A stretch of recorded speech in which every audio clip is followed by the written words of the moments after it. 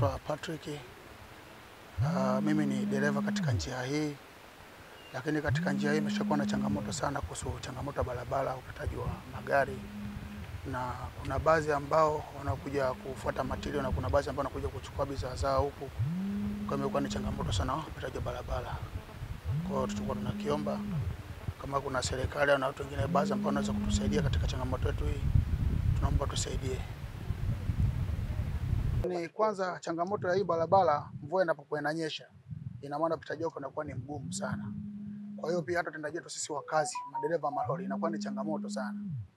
Tunaweza kukuta hata kama labda mtu alikuwa, maana sisi wengine hasa madereva, sisi tunachokitegemea zaidi, kwa sababu unapokuwa nafanya kazi zaidi ndo kipato changu kinakuwa kinaingia. Kwa hiyo ina maana sipofanya kazi kwa ufasaha, ina maana sitaweza kufanya chochote. Kwa hiyo tuchukua tunaomba kiwezekana serikali tusaidie changamoto barabara. Barabara imekuwa ni chafu sana, haipitiki. Hasa mvua kama ikinyesha, pia ndo changamoto zinazidi sana. Kuna baadhi gari zinanasa, kuna baadhi zinakuja kufuata huku bidhaa kuja kuchukua kwenda maeneo mbalimbali, gari zinashindwa kupita. Na maana upitaji bado unakuwa ni mgumu. Hata hivi leo nilikuwa na kazi hapa, tunawatoa wengine tunawavuta, wanatoka alafu na sisi tunaendelea na kazi, lakini bado changamoto ni nzito sana katika barabara. Hii barabara gani? Hii ni barabara ambayo inatoka Madafu inaelekea maeneo ya viwandani ambapo ndio tuliosimama hapa. Na hii barabara inatumika kwa gari nyingi sana ambazo zingine zinakuja huku, zinakuja viwandani, kuna nyingine zinaelekea mbele, kuna machimbo huko. Kwa hiyo tuchukua tunakiomba ndugu zangu serikali tuangalie katika upande wa pili. Hii njia imekuwa na changamoto sana. Kwa hiyo tunaomba msaada, watusaidie katika hii njia. Hapana, tushakuzungumza mara nyingi sana kuhusu hii njia. Nadhani serikali inafahamu vizuri, lakini ndo kutokuchelewa kuja kuturekebishia. Kwa hiyo ndo changamoto tulikuwa nayo. Hebu jitambulishe majina kamili mwanzo, jitambulishe jina moja. Jina langu naitwa Patrick Mapori, ni mkazi wa Kibaha.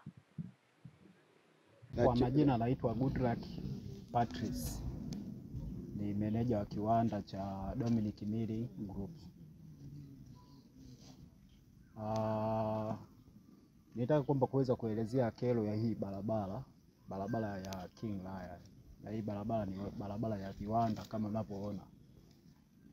Tumekuwa tuna kero nyingi, yani kwa muda mrefu, kwamba maji kwanza yanakuwa yanapita humu, yanatapakaa, barabara imechimbika kama hivi mnavyoona.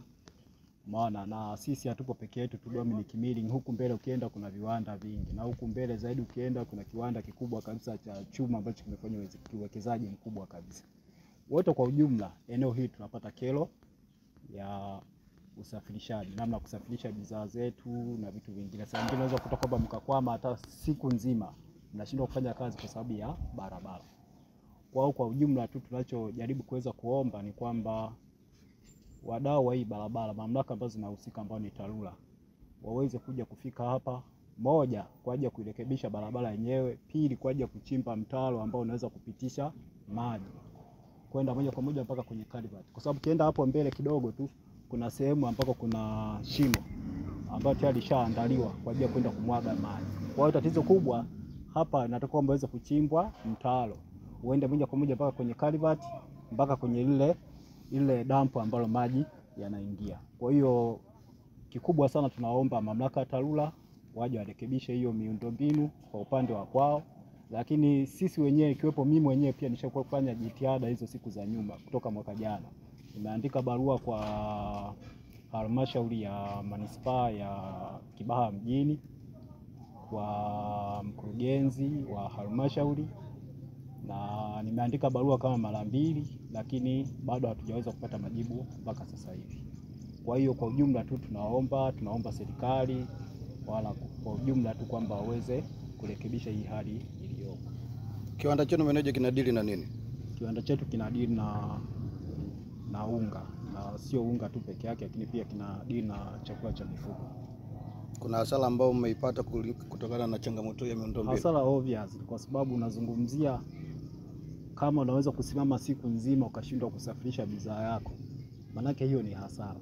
Na ukumbuke kwamba hichi kiwanda au gharama tu ya kiwanda uendeshaji, kizungumzia tu gharama ya umeme kwa mwezi ambayo tunalipa ni bili kubwa. Sasa unaposimama bila kuzalisha manake ni hasara kubwa sana. kuna wafanyakazi, wao mwenyewe wanataka kulipa kodi za serikali, na sio tozo moja, ni tozo nyingi.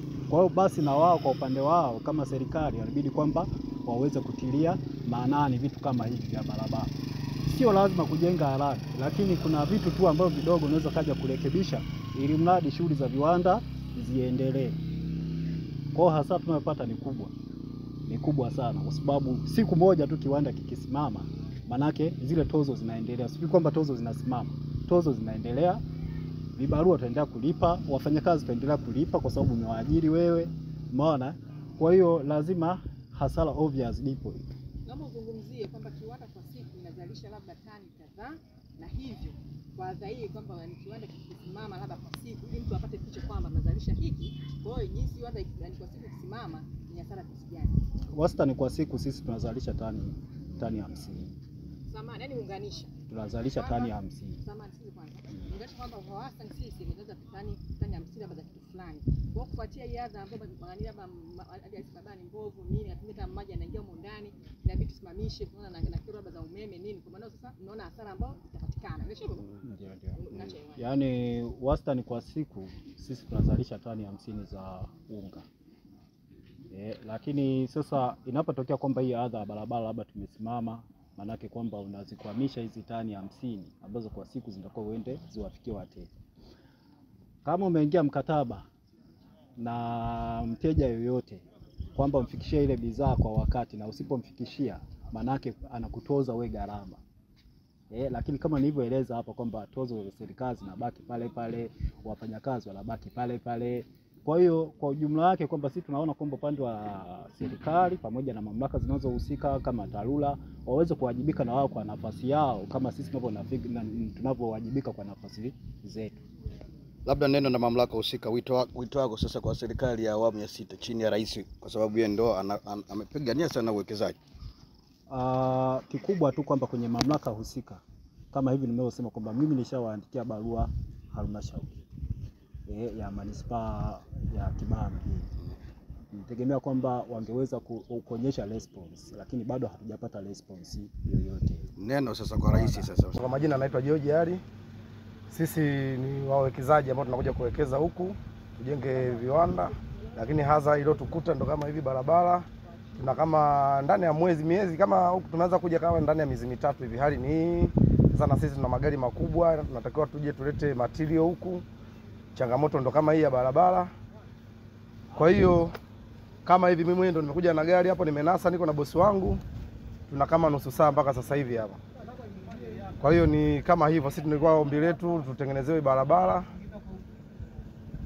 iwe nzuri ili tuweze kuleta material na kuleta maendeleo kwa upande wa huku wa Kibaha. Kwa machache ni hayo tu. Tulikuja toka juzi na gari semi aina ya FAO.